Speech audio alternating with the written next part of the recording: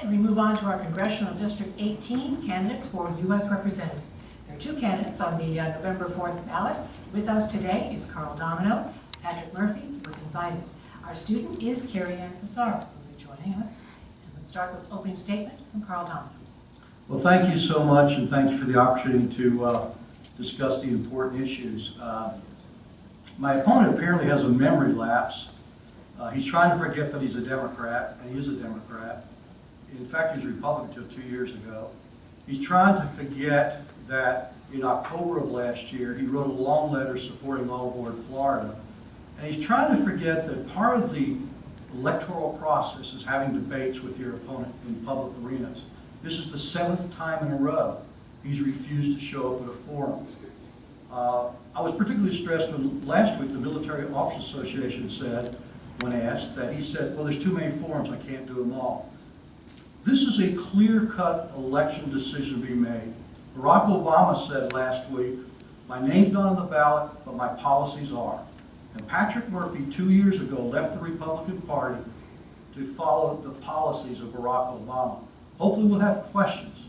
On domestic affairs or on foreign affairs, I think those policies have been an abysmal failure. Okay, let's go with the first question. What do you feel is the main issue with the Indian River Lagoon? Now, there's opportunity for local, state, and federal involvement here, and what are your suggestions for resolving it? That's a great question, because we all moved to Florida, or were born in Florida, we enjoy the environment, we enjoy the recreational and commercial opportunities. In my 8 years as state legislature, I fought for monies for the Loxahatchee River. I represented areas south of here. I fought for monies for the Lake Worth Lagoon, and I fought for the state match on the CERT program. The fundamental issue with resolving all of the problems with the Indian River Lagoon is that the federal government has yet to step up to the plate. When CERT was started over a decade ago, it was a $7 billion project, supposedly $3.5 billion from the federal and $3.5 billion from the local governments. Over the years, no matter what the budget looked like, the state legislature has come up with monies for its repair. Even this year, Senator Joe Negron brought $230 million to do the kinds of things, move the water south, do the studies, and the federal government has still done little. I think if elected to Congress, I would be a loud voice and part of the majority party, much more likely to bring necessary funding for the appropriate federal expenditures to ensure that that recreational opportunity remains as good as it was a decade ago or a generation ago for our grandchildren. As a low-lying state, Florida is extremely vulnerable to the effects of sea level rise caused by global warming. Would you support joining the more than 30 states that have passed a renewable energy standard with a clear target for reducing reliance on fossil fuels and providing an incentive for businesses in developing sustainable sources of energy? Please explain. Well, of course I'm running for a federal office, not a state office. So my views on what Florida should do, or I would not have that vote. I do believe this, use the term global warming. Global climate change has always been with us, will never disappear. Go to Lakeland, which is in the middle of the state, you'll find there's a lot of shark's tooth and fertilizers coming out, because at one point we were all underwater. Our energy policy should recognize the risk of carbon emissions, but also just common sense, which is we need a diversified energy policy. We need a policy that continues to rely on fossil fuels, because there's no way you can replace the fossil fuels. But we need to do nuclear, we need to do wind, we need to do solar. I've repeatedly said we need to do all of the above. And the best arbiter of which one's successful at a time are the free markets. When the government chooses between the types of energy or the companies that deliver those types of energy, we get Solenders of the world, which basically cost society. So we need to have a frontal attack on environmental issues, including climate change, where we can do it, and we need to develop all energy resources, not only for that reason, but for national security reasons. Next question, do you support All Aboard Florida? Please explain why or why not. Well, from day one, I have opposed All Aboard Florida. And frankly, I've been mystified by Mr. Murphy's initial approval of all aboard Florida. In last October, he wrote a very long letter to the Federal Department of Transportation, and he cited all aboard Florida as the future of transportation developments in the country, as a model. And he told them to expedite that. April or May, I sent out a flyer showing his position and my position. Shortly thereafter, he started saying he opposed it. I oppose it fundamentally for two reasons. One is I think it's economically unviable. And I do appreciate the fact in the last few days that the all aboard Florida people have said now they're going to try to get it through bonds rather than federal loans. That way the market will side out if it makes sense economically. But the other side of the issue is it interferes materially with the lifestyles that the citizens of CD18 have chosen. So the question I would ask Mr. Murphy is here today, what kind of analysis did he do last year? I think it comes down to this. I've lived in this district more years than he has months. He didn't understand there were railroad crossings that are lifted when the trains come by. He didn't understand commercial fishing was a big issue. He did not understand the recreational opportunities. I'm against it, and now at least he's followed my leadership, and now he's against it. But had that been a vote in October, he wouldn't have been able to change his mind. It would have been too late. What government spending cuts do you support? Well, there's a lot of government spending cuts. It's almost like the easiest question in the world. Come up, have all the students out here come up to Washington with me. We can throw a dart, and anything we hit will be wasteful government spending, whether it be big examples or little examples, or sort of trivial examples. You know, I don't mind the president's wife going on vacation overseas, but does he really need a $9,000 a night hotel room? I am personally against the taxpayers funding abortion. Patrick Murphy has voted for the taxpayers funding abortion. But there's hardly a line item in the federal budget that cannot be scrutinized all through America, because there's been such a squeeze on incomes for the middle income person. Every family is having to look at their budget and say, what can I spend? And it's not that they're spending your money alone, they're borrowing money. And we have an $18 trillion deficit. So we've got to get spending under control, because otherwise you younger people and our children and our grandchildren, they'll be paying off that mortgage years from now. Or we'll be raising taxes, or we'll have an inflation. I know most of the audience is too young to remember, but 30 years ago, people were paying 19 and 20% for mortgages. We cannot go down this destructive path of a lack of fiscal discipline.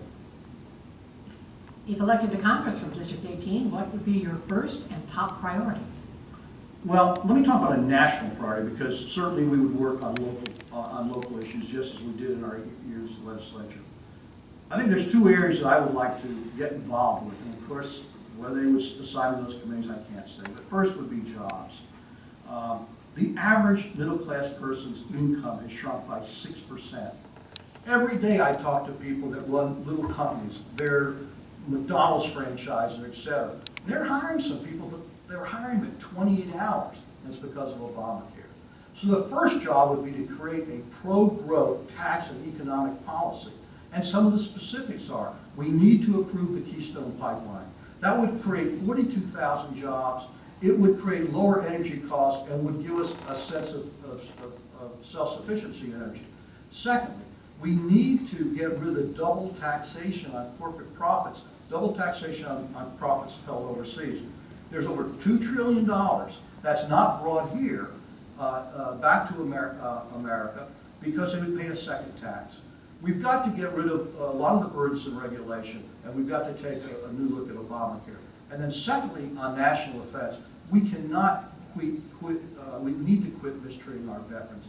When people that are fighting on our behalf in Afghanistan are being given notices of termination from the Army, that's wrong.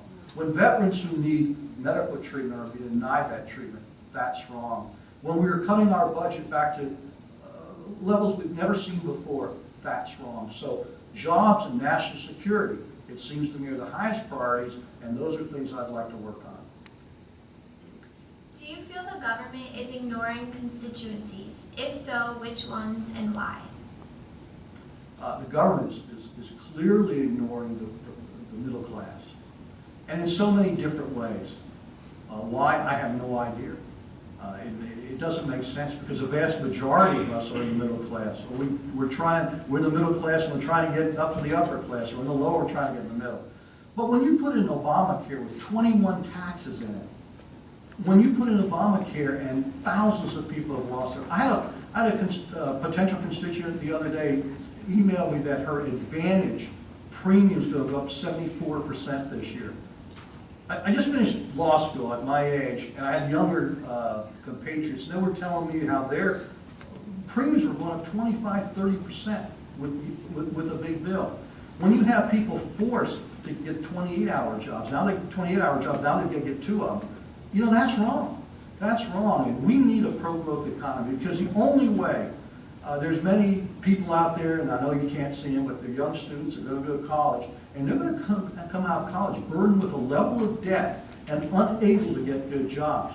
This administration is the most anti-business administration we've had in the history, at least since I've been following.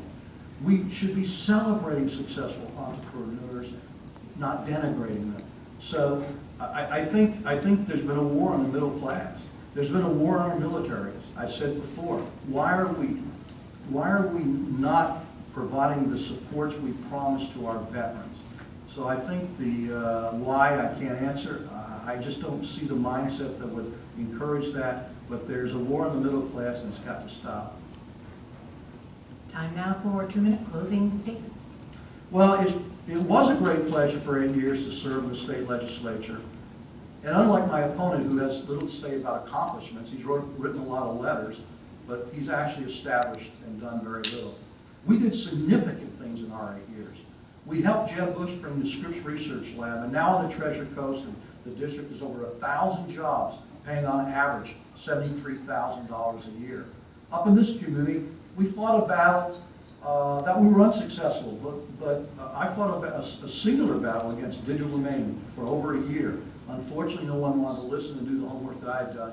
And when that company went bankrupt, the city of Port St. Lucie is now paying taxes on a large building. We also raised money for the Lake Worth Lagoon and for the Loxahatchee River because the environment is so important to all of us. And finally, my crowning achievement in the legislature was a piece of legislation called portability. You may not remember, but in the early 2000s, house prices were going up. And because of Save Our Homes, if you moved, you might pay a lot more in taxes. Well, I developed a way by avoiding that.